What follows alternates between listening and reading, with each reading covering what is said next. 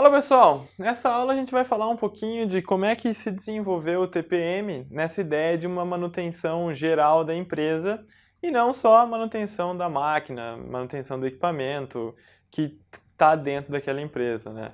Como é que deu esse pulo de ser uma coisa de máquina e foi para uma coisa de gestão, né? Hoje o TPM, como a gente comentou um pouco na aula passada, né? O TPM e o WCM são sistemas de gestão, tá? Mas eles começaram na manutenção. Como tudo começou? Bom, a história é mais ou menos essa que a gente coloca nesse slide aqui, tá? Então, até a década de 50, a gente trabalhava sempre na manutenção pós-quebra. Então, eu tinha uma empresa, essa minha empresa produzia peças, né, peças mecânicas ou, enfim, algum tipo de bem material, né, que a gente palpável, tá? Não é para empresas de serviço, a gente sempre fala aqui em manufatura. E sempre que quebrava uma dessas máquinas, eu deveria tomar uma atitude de manutenção, tá? Para voltar a máquina à sua condição original e fazer com que ela continuasse produzindo a peça. Na década de 50 acontecem vários milestones ali, né? Vários marcos que mudam um pouco essa maneira de entender a manutenção como sendo uma coisa só pós-quebra.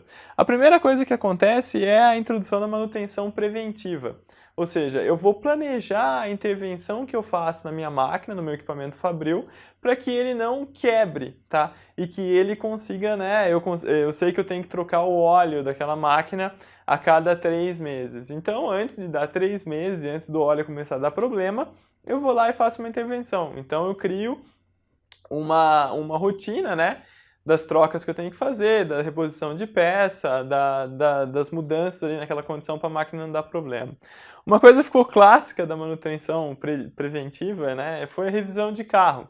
Quando a gente faz revisão de um carro, a gente está fazendo nada mais, nada menos do que a manutenção preventiva. A gente está trocando aqueles itens que veio, né, a engenharia disse que teria desgaste, que poderia dar problema, para manter o carro sempre apto a funcionar, tá? Então esse conceito ele é introduzido lá, né, no Japão, ele veio junto no Japão, junto no Ocidente. É que no Japão eles estavam pensando muito em melhorar a gestão, muito, né, tá naquela época da reconstrução, tá? E veio mais ou menos ali em 1951. Já um passo adiante veio também na década de 50, em 1957, que foi a introdução da manutenção por melhoria. O que é a manutenção por melhoria? Eu sei que a máquina ela tem sempre alguns componentes problemáticos, né? Todo mundo sabe isso, né? Quem tem um carro tem alguns carros que ele tem mais problema de câmbio. Então a gente sabe que aquele câmbio é problemático. O que eu preciso fazer? Eu preciso ir lá, melhorar o projeto daquele câmbio, né? Melhorar aquela parte da máquina que dá problema para evitar que ela dê problema mais para frente. Isso daqui ficou conhecido como manutenção por melhoria, ou seja, a equipe que trabalha tanto no reparo como na prevenção de quebras, ela trabalha para ver o que vai ser feito ali e fazer uma melhoria focada. Essa ideia de manutenção por melhoria, ela continuou evoluindo e um dos pilares do TPM hoje é o que a gente chama de melhorias focadas ou melhorias pontuais. Então é justamente isso, olhar qual é o componente problemático ali da máquina e pensar em maneiras de melhorar aquilo. Esse pensar em maneiras pode ser desde as coisas simples, como ferramentas, né? Eu posso aplicar um Kaizen, onde o próprio operador já entende como fazer essa melhoria, e até melhorias focadas com componentes complexos, onde eu preciso chamar um especialista, preciso usar ferramentas de análise crítica para entender por que aquilo ali está quebrando, mas começa-se a entender que se eu não melhoro a minha máquina, eu não tenho ela disponível no meu processo. Em 1960, né, veio lá a prevenção da manutenção, que já começa a, de maneira mais estruturada, trabalhar isso daí, todas essas partes, né, juntar a manutenção preventiva com a manutenção por melhoria, né, manutenção por melhoria focada, tá? E isso vai caminhando ali na década de 50 e 70, até que em 1971 cria-se o TPM. Só que é o que a gente chama de a primeira geração do TPM. A primeira geração do TPM, ele ainda é focado na área de manutenção. Só que a partir dessas mudanças que eles começam a implementar no TPM de primeira geração, vislumbra-se que manter a fábrica produtiva não é só uma função da linha de produção, certo? Ele tinha o que a gente chama de 5 pilares, e a maior inovação dessa primeira geração do TPM foi a introdução da manutenção autônoma, certo? Como é que aconteceu isso daqui, né? Onde que aconteceu? Bom, aconteceu lá no Japão, numa empresa que chamava Nippon Denso. Eles tinham lá uma fábrica com alto nível de automação, né? Que a gente fala que é automação sem ser eletrônica, aquela automação mecânica, que deixa o processo automático. Tá, e a complexidade dessas máquinas ela era muito grande, e eles começaram a precisar cada vez mais de manutentores, um número grande de manutentor. Então isso, acendeu uma luzinha de custo, né, e de problema, e fez com que eles começassem a treinar os operadores deles para resolver problemas naquelas máquinas, já que eles estavam ali o tempo todo, eles poderiam ser especialistas em cima daquelas máquinas.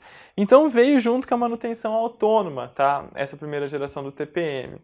O TPM daí ele foi evoluindo, tanto que em 1989 começa o que a gente chama de TPM de segunda geração.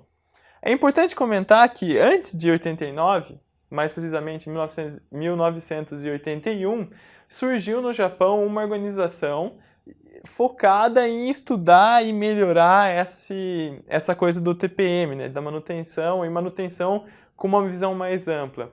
Essa instituição se chama JPM, tá? Que é uma sigla do inglês para Japanese Institute for Plant Maintenance, que seria um instituto japonês para manutenção de fábrica. Ela começa focada em entender a manutenção das linhas produtivas, mas ela caminha também para entender manutenção como uma coisa mais gerencial, uma coisa mais de gestão da produção, e não só uma coisa de reparo de máquina e evitar que a máquina quebra. Tá. Junto da manutenção autônoma também foram vários outros pilares criados na primeira geração, e um dos mais interessantes foi o de educação e treinamento.